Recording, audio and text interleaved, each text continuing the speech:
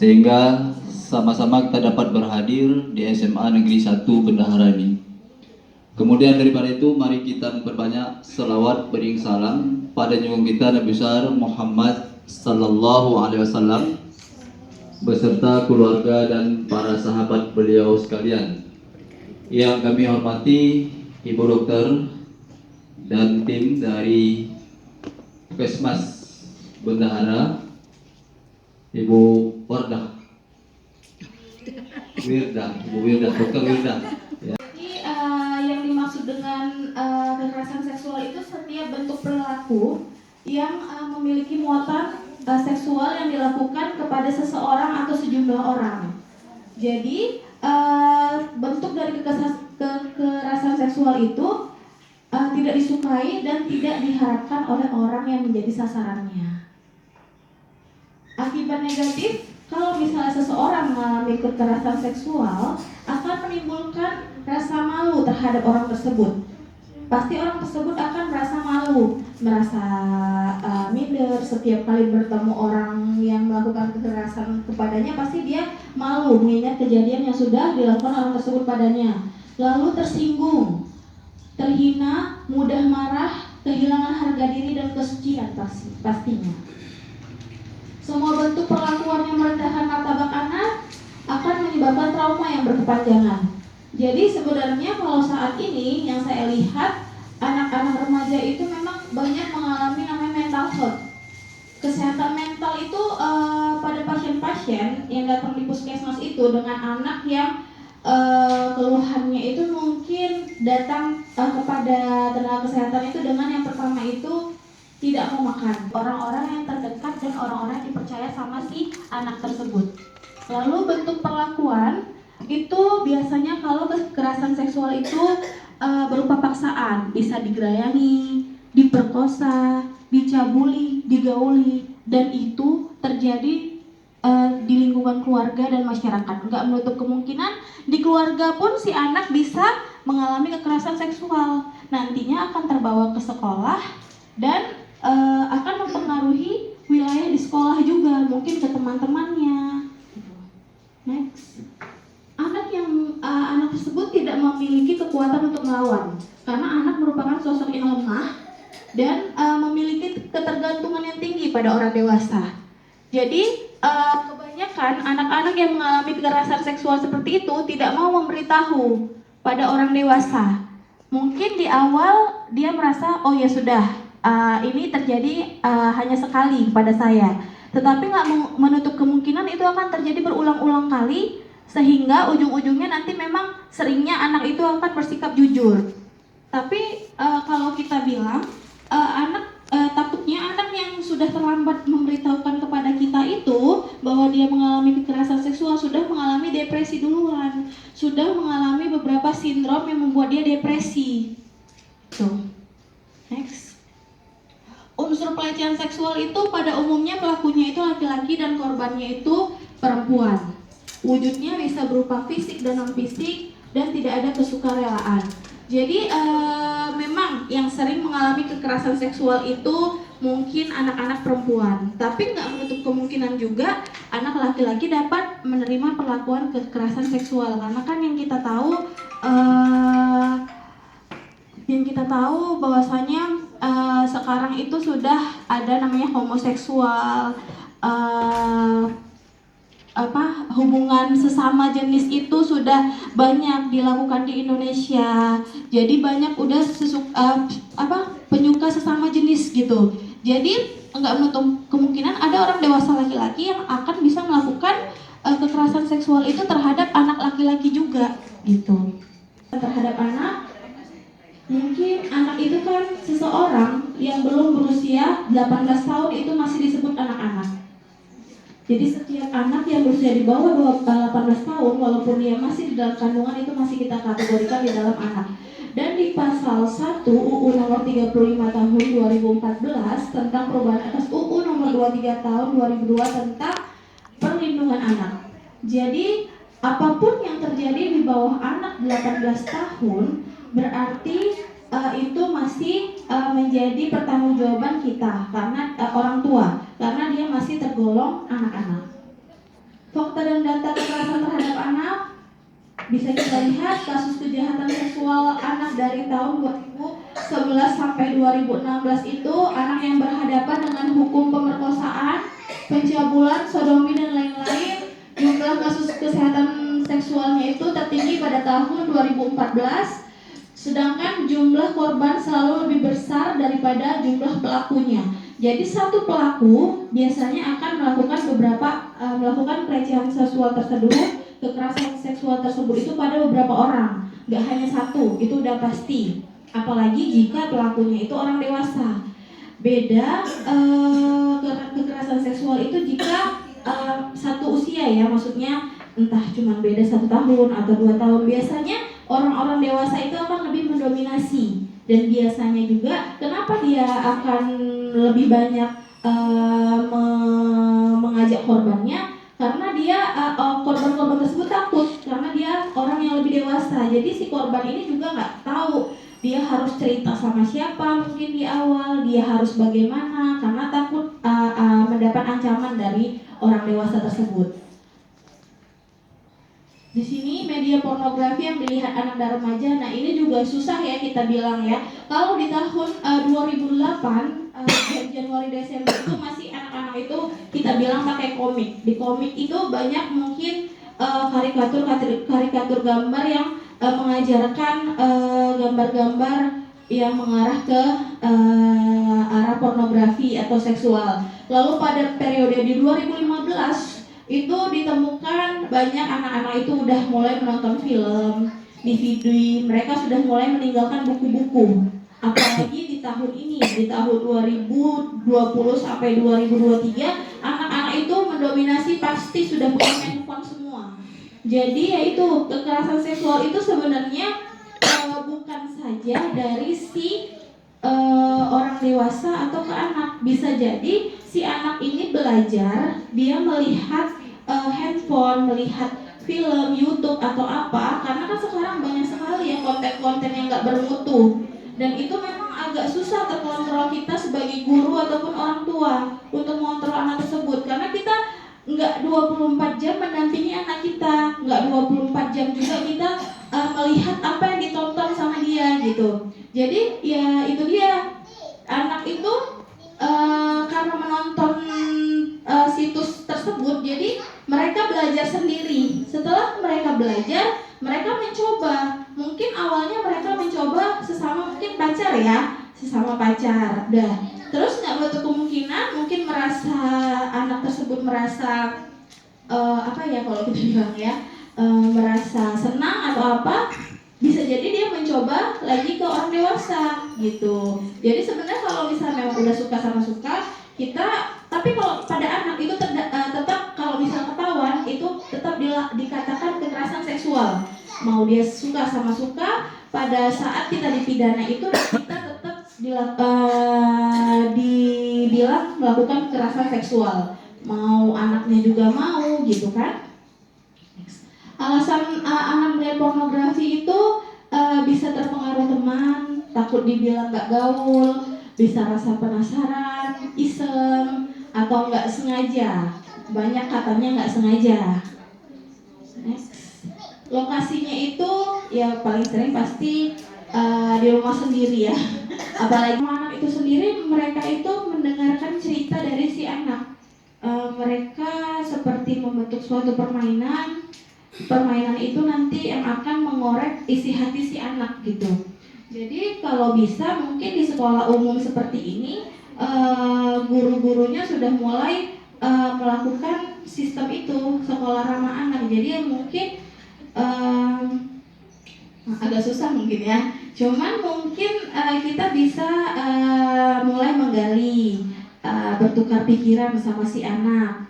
Tidak harus melakukan kekerasan gitu ya. Mungkin cara didik dulu sama sekarang itu beda ya.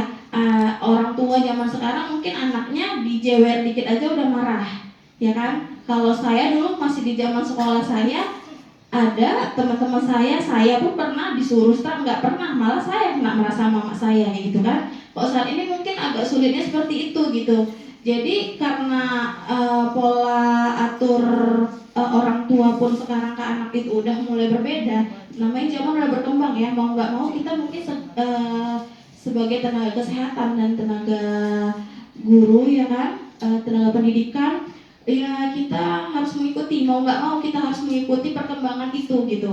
Nggak bisa kita mengikuti metode yang lama mungkin. Jadi mungkin saat ini memang kita harus sedikit mengalah gitu. Gimana caranya kita dapat membentuk suatu anak mulai dari kita mengenali anak tersebut gitu. Kekerasan ekonomi, eksploitasi komersial, mungkin penggunaan tenaga anak untuk bekerja dan kegiatan lain demi keuntungan orang tua dan orang lain. Bisa jadi menyuruh anaknya udah bekerja ya kan, eksploitasi anak, lalu menjerumuskan anak pada dunia prostitusi untuk kepentingan ekonomi. Itu ada mungkin ya, cuman kita nggak tahu juga di sini ada atau enggak.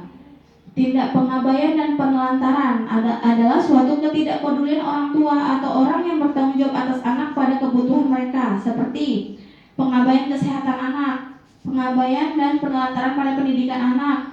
Karena banyak orang tua itu yang saya lihat anaknya udah tamat SMA, susah dia untuk melanjutkan pendidikannya. Padahal saya ada beberapa yang saya lihat itu mereka itu bukan orang yang nggak mampu juga gitu. Sebenarnya mampu, tetapi si anak itu jadi terhambat gitu. Lalu pengabaian pada pengembangan emosinya, terlalu dikekang kemana-mana. Mamanya nanya jam berapa kau pulang, jam berapa mau kemana aja, sama siapa. Itu terlalu, ya boleh kita bertanya seperti itu, tetapi kalau bisa jangan terlalu dikekang juga si anak. Kita kasih dia kepercayaan.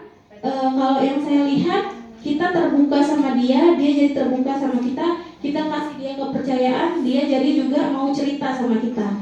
Kalau kita tidak memberikan sedikit pun rasa kepercayaan kepada anak, maka si anak tersebut yang ada ujung-ujungnya akan membohongi kita gitu. Penelantaran dan pembunuhan gizi, penelantaran dan pengabaian pada penyediaan perumahan, pengabaian pada kondisi keamanan dan kenyamanan. Fakta peningkatan kasus kenapa terjadi? Kurangnya pendidikan seksual yang proporsional. Jadi seks itu masih dianggap tabu oleh orang tua dan guru. Masih berkembang mitos seputar seksual, akses informasi internet, TV, SMS, medsos yang tidak dapat dipertanggungjawabkan. Jadi kebanyakan ada orang tua tuh yang tidak mau mengajarkan seks secara dini kepada anak. Padahal itu tuh semua sebenarnya itu penting. Kayak kita belajar biologi aja itu udah mengajarkan seks kepada anak. Jadi karena si orang tua dan guru itu menganggap anak ini tidak perlu tahu seks, dia mencari tahu sendiri, ujung-ujungnya dia membuat pemikiran sendiri juga. Jadi mengajarkan seks kepada anak itu juga perlu. Kita memberitahu bahwasanya ini adalah punya dia, ini bentuknya dia, ini tidak boleh dipegang oleh orang lain. Kita beritahukan sesuatu yang memang tidak membuat dia berpikir ke arah negatif jadinya. Jadi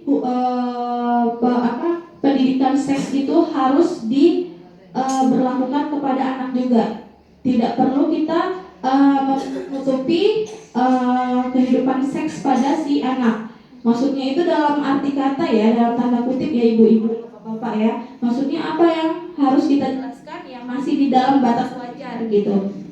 Seksual mau itu dimanapun, mau itu di rumah, di sekolah, di masyarakat, di lingkungan lainnya, di tempat umum. Next. Oke, terima kasih. Assalamualaikum warahmatullahi wabarakatuh. Baik ibu-ibu, kalau ada yang mau ditanyakan atau kita mau berdiskusi, sharing-sharing tentang apa kejadian antara yang ada di sini, tentang keluhan-keluhan anak yang ibu jumpai di sekolah ini gitu. Saya terima pendapatnya, oke? Assalamualaikum warahmatullahi wabarakatuh. Waalaikumsalam.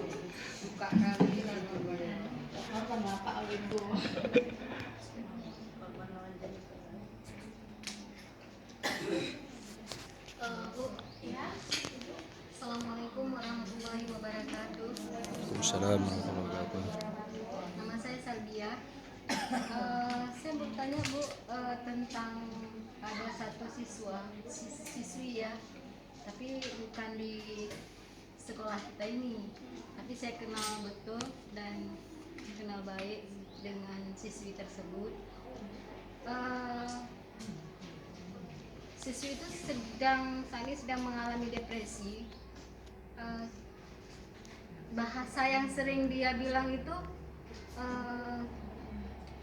abang sopan, adik segan, abang kayak mana bahasanya gitulah. Apakah itu ada indikasinya siswi tersebut mengalami kekerasan seksual? Tapi dia mengatakan seperti itu dalam keadaan sadar nggak? Maksud saya gini, kita harus menilai si anak itu tadi mengalami halusinasi atau enggak. Halusinasi itu artinya dia mengatakan itu dalam keadaan sadar atau enggak. Misalnya anak tersebut diam, terus tiba-tiba dia mengatakan seperti itu gitu kan, berulang-ulang gitu kan. Terus misalnya dia tiba-tiba ada ketakutan atau enggak gitu. Itu harus kita teliti dulu. Mungkin dari orang tuanya harus menggali si anak tersebut. Apa yang membuat dia mengatakan hal seperti itu? Kalau misalnya sudah berlanjut ke halusinasi, halusinasi itu artinya seperti ini, Bu. Dia itu melihat apa yang tidak terjadi. Jadi itu dia kayak ngelihat di situ misalnya tuh ada ular, padahal itu nggak ada gitu. Jadi bisa jadi depresinya itu dalam bentuk apa? Dia itu kan depresi itu kan nggak langsung berat dia pasti diawali sama stres dulu. Ada suatu beban pikiran dia, lalu mengarah ke stres ujung-ujungnya. Nah, karena stres itu, setelah fase stres itu dia baru ke fase depresi. Mungkin dia bisa diawali juga dengan awal itu cemas berlebihan, ujung-ujungnya udah dia depresi. Kalau udah depresi, itulah yang kita takutkan. Ujung-ujungnya nanti akan jadi halusinasi, itu yang sudah berat gitu. Jadi gimana caranya? Coba ibu bilang ke orang tuanya, tanyakan, gali terus, tanyakan secara tidak memaksa ya, secara perlahan pada orang tuanya atau orang yang dia percaya, siapa yang bisa mengajak dia ngomong. Kemungkinan itu udah pasti ada. Cuman kan kita nggak tahu nih, terkadang ada anak yang memang suka sama seseorang ternyata tidak dibalas gitu. Nah, bisa juga ujung-ujungnya itu bisa membuat depresi, itu juga bisa. Karena kan dia hanya mengatakan abang sopan seperti itu kan. Kita nggak tahu gitu. Jadi susah ya kalau mengambil kesimpulan dia terkena kekerasan seksual atau enggak gitu. Karena kan kalau misalnya si anak itu memang sudah dilakukan kekerasan seksual sama orang lain, Mulyadi baca Jawati belah sini. Dokter belah di tengah. Ini kenapa? Saya juga satu Pak ya. Apa tambah lagi kursinya? Tambahnya kursi 2 lagi ya.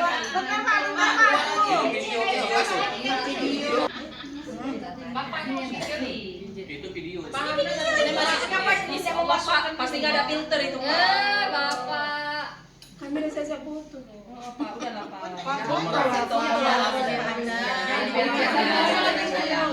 Aja dong. Jangan Anda siap. Kan panjang kali dari tadi udah ada video. Tempat Bu Dokter lama-lama. Tempat kami langsung sekilas aja. Cepat Kak Nung sambil diri. Sama kita tinggi.